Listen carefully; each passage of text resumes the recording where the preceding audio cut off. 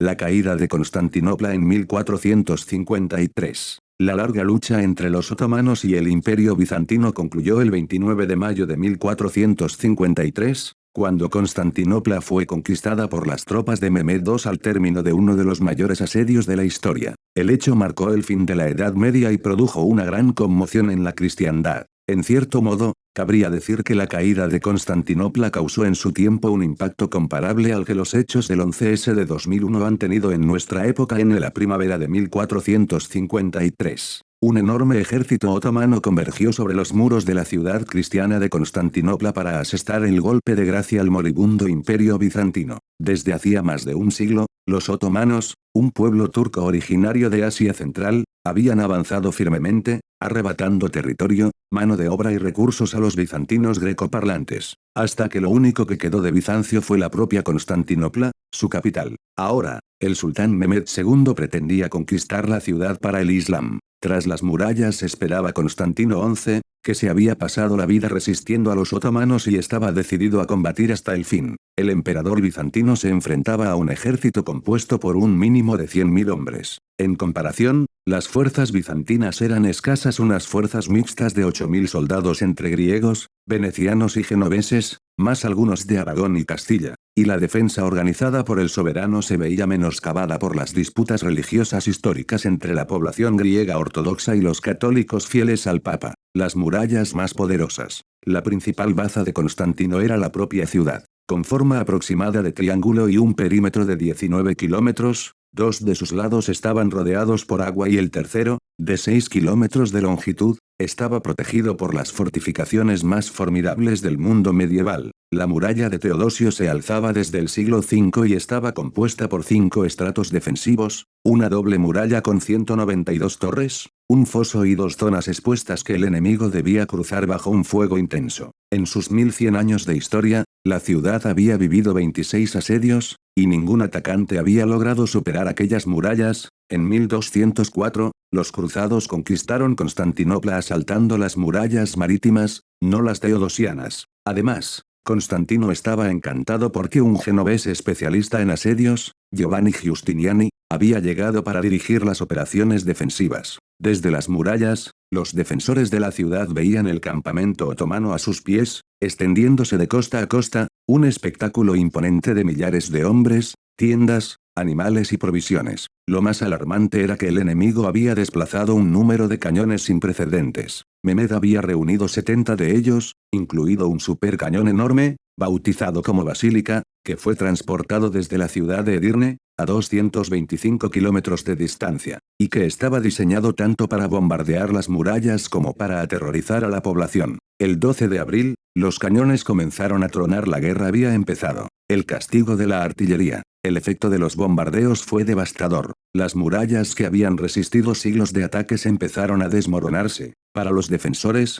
los efectos psicológicos del bombardeo fueron tan graves como sus daños materiales. El ruido y la vibración de las baterías de cañones, las nubes de humo y los demoledores impactos en las murallas consternaban a los más curtidos defensores. La población civil lo consideró una señal del apocalipsis y corrió a rezar a las iglesias. De repente, parecía que las grandes murallas que habían defendido la ciudad durante 1 millar de años habían quedado obsoletas. El bombardeo se prolongó durante días. Sin embargo, tras la conmoción inicial, los defensores recobraron el ánimo y Giustiniani improvisó una solución ingeniosa frente al poder destructivo de los cañones. Ayudado por el pueblo, construyó barreras improvisadas con piedras, matorrales y mucha tierra, culminadas con barriles llenos de más tierra para las almenas. Los terraplenes resultantes neutralizaban asombrosamente bien el impacto de los proyectiles de piedra, que eran amortiguados por la tierra, como cuando se lanzan piedras contra el barro. Pequeños grupos de asalto actuaban de noche, retirando los cascotes caídos para evitar que los otomanos construyeran un puente. Cuando estos lanzaban algún ataque sorpresa, eran acribillados con arcos, ballestas y armas de mano primitivas. Mehmed necesitaba actuar con rapidez. No podía mantener a su gran ejército indefinidamente ante las murallas. Sus tropas no habían llegado allí impulsadas solo por el espíritu del yihad, sino también con la intención de saquear una ciudad considerada inmensamente rica. Las esperanzas de Constantino XI se concentraban en la llegada de una flota de apoyo desde Italia. Sin embargo, lo que el 12 de abril contemplaron los defensores de la ciudad fue una imponente flota otomana recién construida y enviada para bloquear las vías marítimas de suministro de la capital bizantina. Una semana después, 3 grandes veleros genoveses arribaron por la desembocadura del Bósforo, cargados de provisiones y de hombres. Era evidente que tendrían que abrirse paso combatiendo. La nueva flota otomana, formada por galeras bajas y rápidas, corrió a interceptarlos, pero desde las cubiertas y mástiles de los altos veleros cayó sobre las naves otomanas una formidable lluvia de flechas que les impidió abordarlos. Desde la orilla, Mehmed vio con rabia e impotencia cómo su flota era humillada por aquellos barcos, que pudieron entrar en el puerto bizantino del Cuerno de Oro, que se cerraba con una gran cadena. En la guerra psicológica, los cristianos interpretaron estos sucesos como una señal divina de su próxima victoria mientras que los ánimos decayeron en el campamento otomano. Pese a ello, los cañones seguían disparando. Los defensores trabajaban sin descanso para reparar sus murallas y los otomanos lanzaban ataques nocturnos que eran repelidos, aunque a cada asalto el número de defensores iba menguando y aumentaba el cansancio. Mehmed, aún dolido por la derrota naval, estaba decidido a neutralizar la flota cristiana del Cuerno de Oro. Sus naves realizaron varias incursiones con la intención de romper la cadena y atacar el puerto, sin éxito. Aún así, tenía la enorme ventaja de disponer de una cantidad ingente de hombres y resolvió el problema con un plan audaz. En gran secreto, instaló un camino de rodillos de madera engrasados desde su puerto hasta la parte alta del Cuerno de Oro y lo usó para trasladar, por tierra y en plena noche, 70 embarcaciones de su flota. La mañana del 22 de abril, los defensores de Constantinopla vieron horrorizados que las galeras otomanas eran echadas al agua, listas para acechar a la flota cristiana. Una guerra interminable. Las dos flotas se enfrentaron desde un lado y otro del Cuerno de Oro. Constantino entendió que debía contraatacar y planeó un ataque nocturno para destruir los navíos enemigos. En absoluto silencio, una flotilla de barcos venecianos y genoveses cruzó el puerto a oscuras para lanzar su asalto. Sin embargo, cuando se acercaban, los recibieron con andanadas de cañonazos. Su plan se había descubierto. Varios barcos se hundieron y el ataque fue abortado, aunque muchos marinos italianos habían nadado hasta la orilla, donde fueron apresados por los otomanos. Al día siguiente, Mehmed empaló a 29 hombres en estacas plantadas frente a las murallas. Constantino respondió colgando a prisioneros otomanos en los muros. Este ciclo de defensa y ataque continuó en días posteriores, sin tregua alguna. Mehmed puso a mineros a excavar túneles bajo las murallas. Además de Giustiniani, Constantino contaba con los servicios de un ingeniero de minas escocés llamado John Grant, quien organizó las operaciones contra las excavaciones. Los mineros cristianos irrumpían en los túneles otomanos y se producían feroces y terroríficos combates subterráneos, que terminaban derruyendo los túneles y sepultando a los mineros otomanos. Tras 2 semanas de actividad frenética, el sultán renunció a las excavaciones. Durante varias semanas, defensores y atacantes se enzarzaron en un ciclo de ataques y contraataques sin tregua que parecía que no acabaría nunca. Aún así, la situación para Constantino era cada vez más desesperada. El emperador mandó un puñado de marinos venecianos en una barca rápida a explorar las costas de Grecia, en busca de alguna otra flota de apoyo. No encontraron ninguna. Los marinos debatieron si regresaban a la ciudad asediada o seguían navegando hasta ponerse a salvo. Valerosos, decidieron volver y, tras superar el bloqueo otomano, anunciaron al emperador que no llegaría ninguna ayuda externa, que los defensores de Constantinopla deberían vencer o morir. El soberano les agradeció su coraje por volver para alertarle y empezó a llorar amargamente de pena. Pero,